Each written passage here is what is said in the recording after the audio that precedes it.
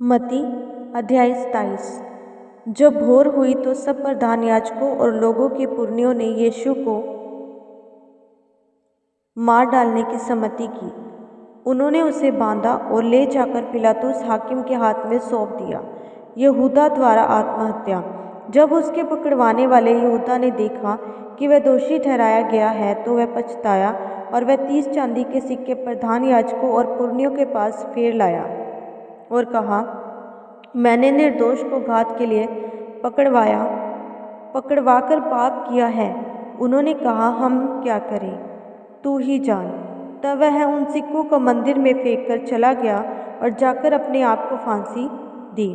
प्रधान याजकों ने उन सिक्कों को लेकर कहा, इन्हें भंडार में रखना उचित नहीं, क्योंकि यह लहू का दाम है।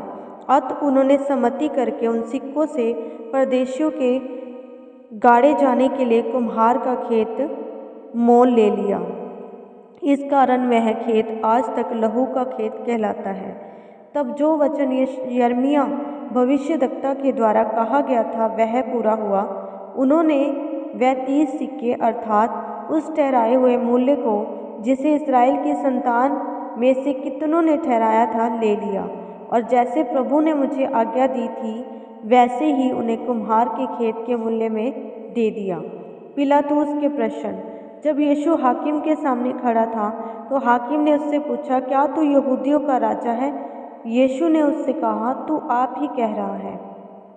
जब प्रधान याजक और पुरनिया उस पर दोष लगा रहे थे तो उसने कुछ उत्तर नहीं दिया।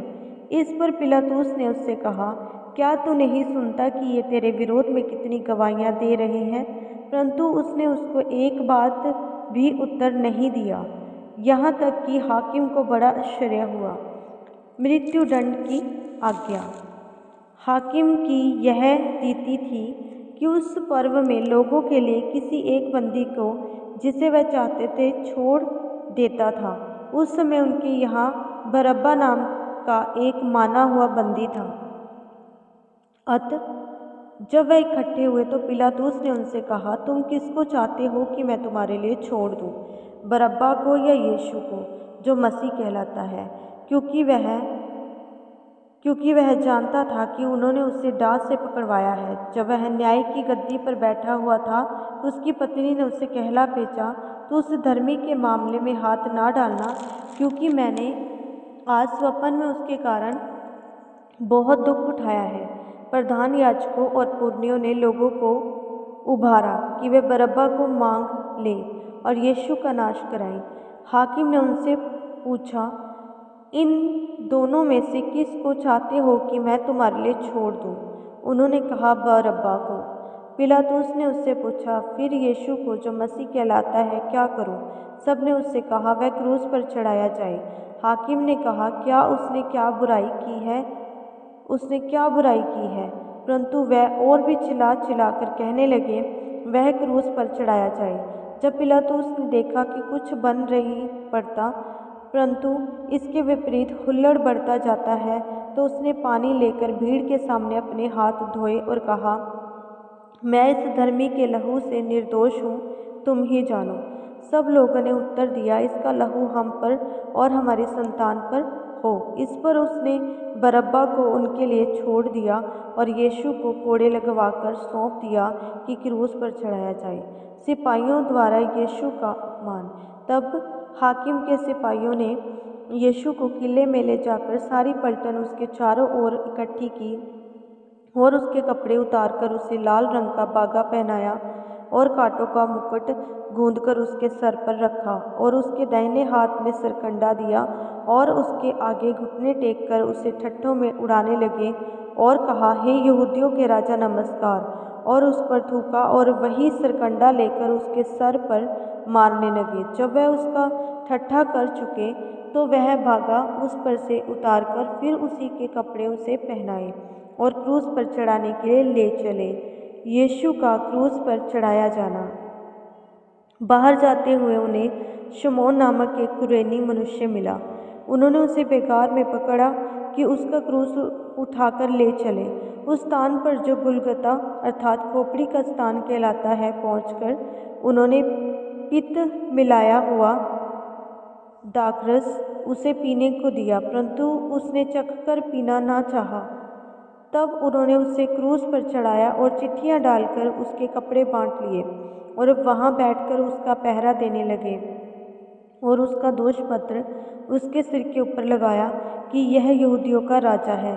तब उसके साथ 2 डाकू, एक दाहिने और एक बाएं, क्रूस पर चढ़ाए गए। आने जाने वाले सिर हिला हिलाकर उसकी निंदा करते थे और यह कहते थे, हे मंदिर के ढाने वाले और 3 दिन में बनाने वाले, अपने आप को तो बचा। यदि तू परमेश्वर का पुत्र है तो क्रूस पर से उतर आ। इसी रीति से प्रधान याजक भी शास्त्रियों और पुरनियों समेत ठट्ठा कर करके कहते थे, इसने औरों को बचाया और अपने आप को नहीं बचा सका। यह तो इस्राएल का राजा है। अब क्रूस पर से उतर आए तो हम उस पर विश्वास करें। उसने परमेश्वर पर भरोसा रखा है। यदि वह इसको चाहता तो आप इसे छुड़ा ले, क्योंकि इसने कहा था, मैं परमेश्वर का पुत्र हूँ। इसी प्रकार डाकू भी जो उसके साथ क्रूसों पर चढ़ाए गए थे उसकी निंदा करते थे। यीशु का प्राण त्यागना।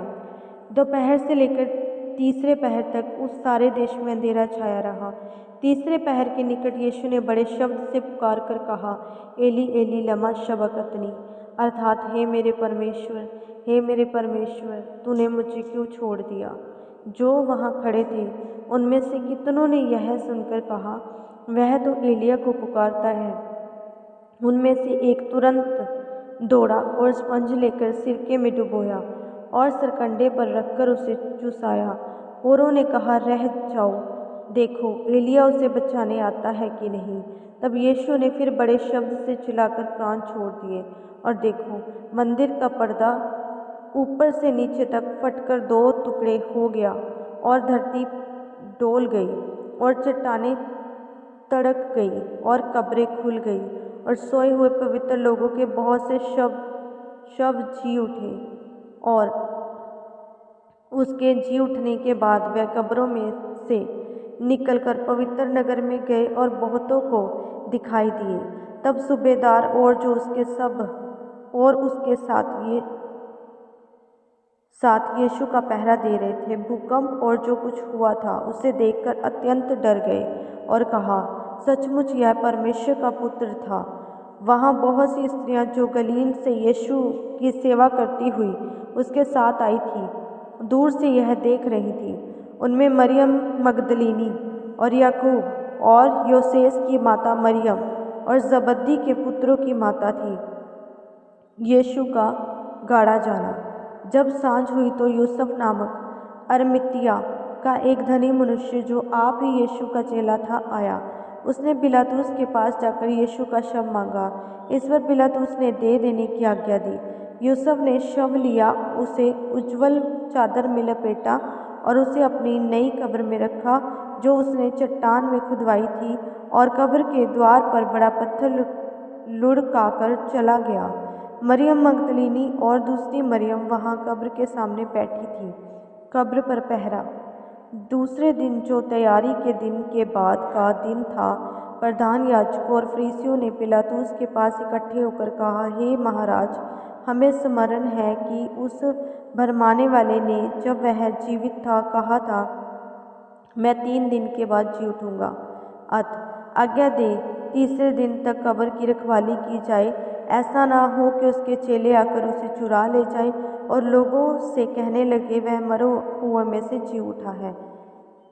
तब पिछला धोखा पहले से भी बुरा होगा। पिलातुस ने उससे कहा, तुम्हारे पास पहरुए तो हैं, जाओ अपनी समझ के अनुसार रखवाली करो। अंत वह पहरुओं को साथ लेकर गए और पत्थर पर मोहर लगाकर कब्र की